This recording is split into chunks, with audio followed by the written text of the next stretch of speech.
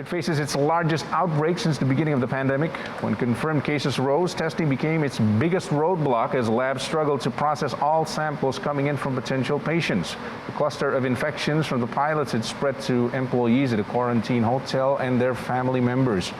Then the number of confirmed cases started to climb up by the second week of this month, and the island is now counting roughly 300 cases per day and almost 5,000 cases in total.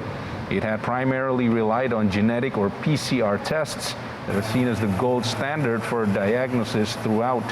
The result was overworked lab technicians, backlogs in testing, and a scramble to set up testing sites. Last Saturday, Health Minister Chen Shih-chung announced the adjustment of 400 cases to the number of confirmed cases from the prior week, reflecting a backlog in tests.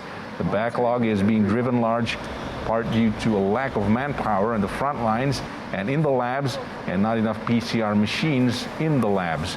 Taiwan was praised globally for its success in keeping the coronavirus out, but now it faces its largest outbreak since the beginning of the pandemic.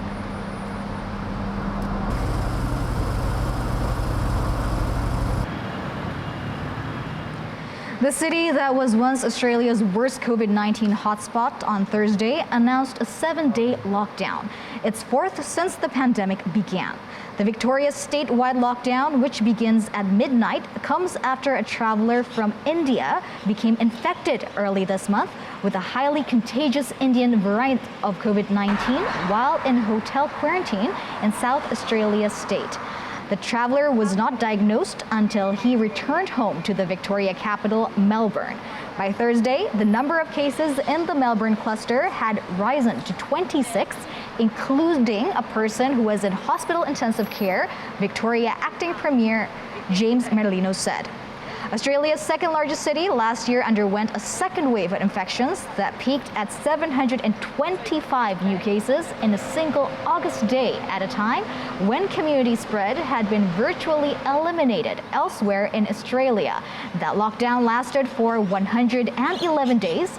A third lockdown that lasted for 5 days in February was triggered by a cluster of 13 cases linked to hotel quarantine near Melbourne Airport. Victoria accounts for 820 of Australia's 910 coronavirus deaths.